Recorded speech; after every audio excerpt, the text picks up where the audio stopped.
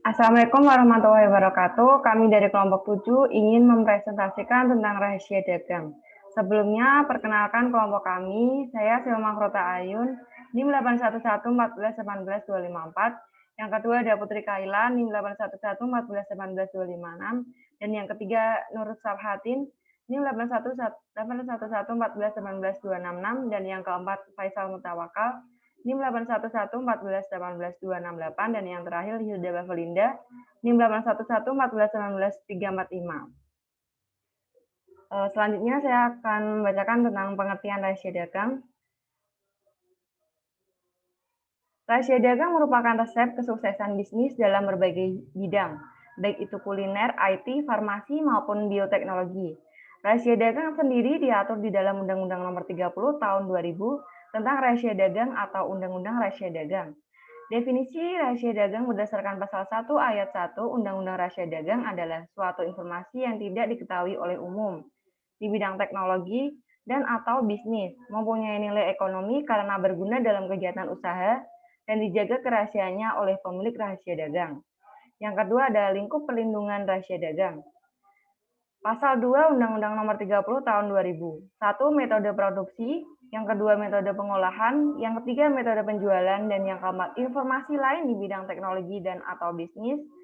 Yang keempat ada memiliki nilai ekonomi, dan yang terakhir tidak diketahui oleh masyarakat umum. Selanjutnya akan dijelaskan oleh rekan saya Mbak Putri.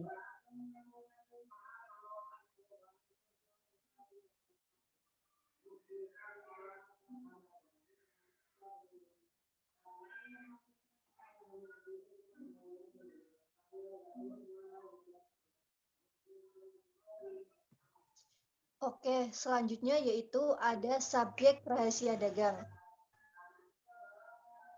Subjek rahasia dagang yaitu adalah pemilik dari rahasia dagang itu sendiri.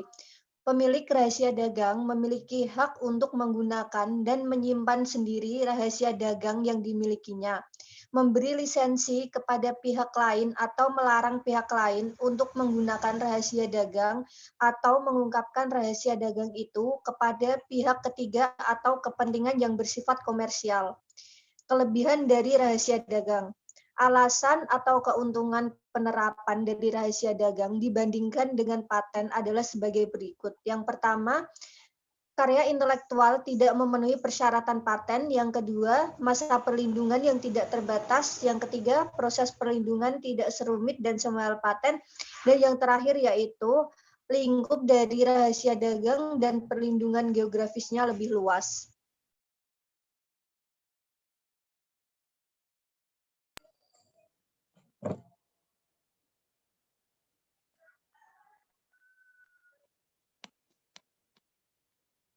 Selanjutnya yaitu kriteria perlindungan rahasia dagang. Yang pertama adalah informasi tersebut bersifat rahasia. Yang kedua mempunyai nilai ekonomi, dan yang ketiga adalah dijaga kerahasiaannya. Berdasarkan pasal 3 Undang-Undang Nomor 30 Tahun 2000 tentang rahasia dagang menyatakan bahwa satu, rahasia dagang mendapat perlindungan apabila informasi tersebut bersifat rahasia, mempunyai nilai ekonomi, dan dijaga kerahasiaannya melalui upaya sebagaimana mestinya. Kedua, informasi dianggap bersifat rahasia apabila informasi tersebut hanya diketahui oleh pihak tertentu atau tidak diketahui secara umum oleh masyarakat.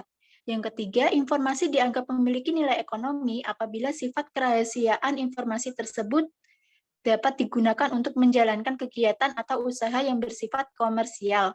Dan yang keempat, yaitu informasi dianggap dijaga kerahasiaannya apabila pemilik atau para pihak menguasainya telah melakukan langkah-langkah yang layak dan patut.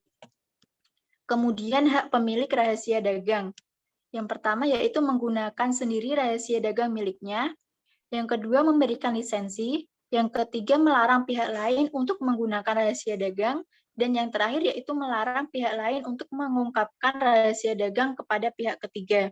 Selanjutnya akan disampaikan oleh rekan saya.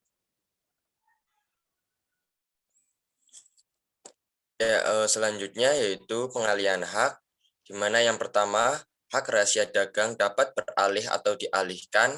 Kemudian, Pengalian hak rahasia dagang harus disertai dengan dokumen tentang pengalian hak.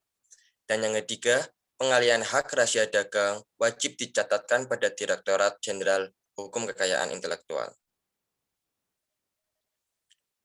Ya, selanjutnya pelanggaran rahasia dagang.